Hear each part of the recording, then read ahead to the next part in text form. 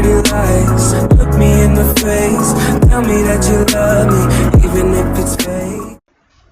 Hello everyone, welcome back to my channel commerce with Anjali Talwar. So आज कल हमने जो चैप्टर स्टार्ट किया था aggregate demand, aggregate supply and related aggregates वाला मैक्रो इकोनॉमिक्स का, उसका नेक्स्ट टॉपिक करेंगे जो कि है एग्रीगेट सप्लाई। ठीक है, एग्रीगेट डिमांड हमने लास्ट क्लास में कंप्लीट किया था, उसका मीनिंग, टेबल, डायग्राम, ठीक है, और साथ में हमने किया था उसका कंपोनेंट्स ऑफ एडी हमारे कंप्लीट हो चुके थे। तो आज हम नेक्स्ट टॉपिक करेंगे एग्रीगेट सप्लाई। बहुत ईजी एंड सिंपल टॉपिक है। एग्रीगेट सप्लाई क्या होता है? कहता है एग्रीगेट सप्लाई क्या होगा। अगर मैं एग्रीगेट डिमांड की बात करूं तो planned expenditure by the consumer, और सप्लाई क्या होगा? Aggregate production planned by the producer. अब जो प्रोड्यूसर आने वाले एक साल में प्रोड्यूस करने की या सप्लाई करने के लिए प्लान कर रहा है, वही तो एग्रीगेट सप्लाई होगा, है ना। So aggregate supply refers to aggregate production as planned by the producer during an accounting year. लेकिन यहाँ पे ध्यान रखना, यहाँ पे सिर्फ प्लान्ड ही आएगा या डिजायर्ड, एक्चुअल आउटपुट नहीं आएगा, ठीक है। अब यहाँ पे एक बात सुनिए, यहाँ पे इंपॉर्टेंट क्या है जो सबसे इजी कर देगा इस क्वेश्चन को, वो क्या है? Income is equal to aggregate supply. जो हमने लास्ट क्लास में इनकम पढ़ी थी, हमने इनकम पढ़ा था 0 से स्टार्ट हो रही थी, 20 से बढ़ रही थी, हमने ये एग्जाम्पल लेके किया था। एग्रीगेट सप्लाई सेम रहेगा, 0 है 0, 20 है 20, सेम लिखना है मतलब। और एक ही लाइन इसकी जो हमने 0 से स्टार्ट की थी, जिसको 45 डिग्री की लाइन बनाया था लास्ट टाइम, यही एग्रीगेट सप्लाई होता है और यही इनकम होता है। इसका रीज़न क्या है ये तो आपको पता लग गया कि इक्वल होता है, लेकिन क्यों होता है इक्वल? हमने जब सेकंड चैप्टर किया था इसी मैक्रो इकोनॉमिक्स का, तो हमने एक पॉइंट किया था बच्चे। उस पॉइंट को हम क्या कहते हैं? उस पॉइंट को हम कहते हैं सर्कुलर फ्लो ऑफ इनकम। अगर आपको याद हो तो हमने सर्कुलर फ्लो ऑफ इनकम किया था, जिसमें हमने फेस 1 किया था वैल्यू एडिशन, फेस 1 क्या था, एक सेकेंड, फेस 1 क्या था वैल्यू एडिशन, और फेस 2 क्या था? फेस 2 था इनकम जनरेशन। तो मुझे एक बात बताओ, जो वैल्यू एडिशन हुई वही तो हमारी एग्रीगेट सप्लाई हुई। जो हमने वैल्यू ऐड की, मतलब वैल्यू एडेड मतलब प्रोडक्शन की तो हम सारा का सारा सप्लाई करेंगे। कोई भी प्रोड्यूसर है वो जितनी प्रोडक्शन करता है उतनी सप्लाई करने की सोचता है कि सारा ही बिक जाए। और हम लेके चले थे इसमें 3 फेसिस और एक्सपेंडिचर, है ना। हम तीनों इक्वल लेके चलते थे कि तीनों क्या होंगी? इक्वल होंगी। जितनी हमने एग्रीगेट सप्लाई की, जितनी हमने वैल्यू ऐड की, उससे जितनी इनकम आई वो लोगों को एज अ फैक्टर इनकम हमने दे दी, तो लोगों की इनकम उससे इक्वल है। तो एग्रीगेट सप्लाई इनकम की इक्वल आई।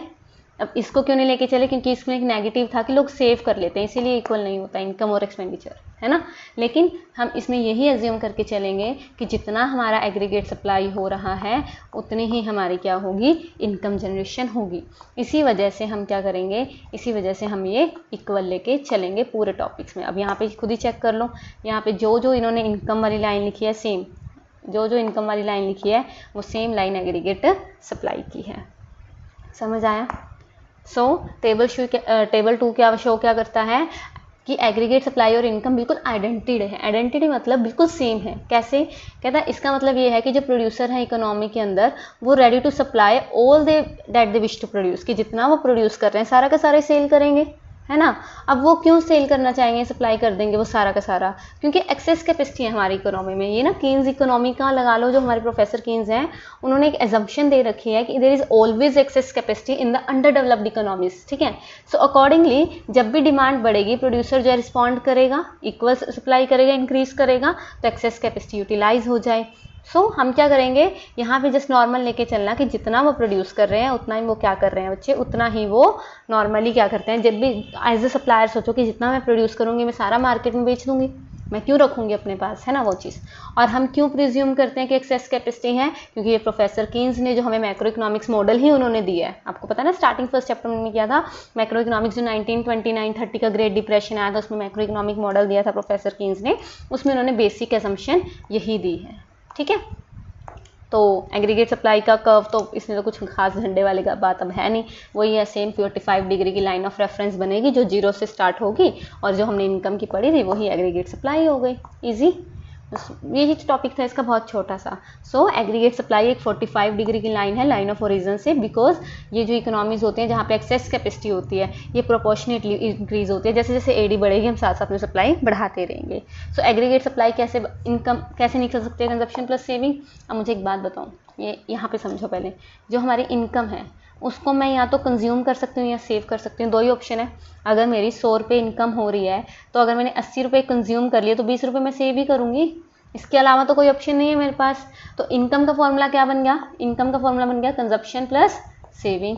और इनकम को मैं एग्रीगेट सप्लाई लिख सकती हूँ अब, बिकॉज दोनों इक्वल है, तो aggregate supply is equal to consumption plus saving. So income is equal to consumption plus saving, तो वही क्या बन गई, एग्रीगेट सप्लाई बन गई। ठीक है, इसीलिए जो ये लाइन है एज इट इज़ ये लाइन आ गई। ईजी, बस ये इतना ही था, ये समझने वाली बात, ज़्यादा इसकी टेंशन लेने की ज़रूरत नहीं है, इसको आराम से क्लियर करो। तो यहाँ तक कीजिए, इतना ही टॉपिक था एग्रीगेट सप्लाई का। नेक्स्ट टॉपिक है कंजप्शन फंक्शन, उसके साथ मिलेंगे नेक्स्ट क्लास में। तब तक के लिए thank you so much. Tell me pretty lies, look me in the face. Tell me that you love me, even if it's fake.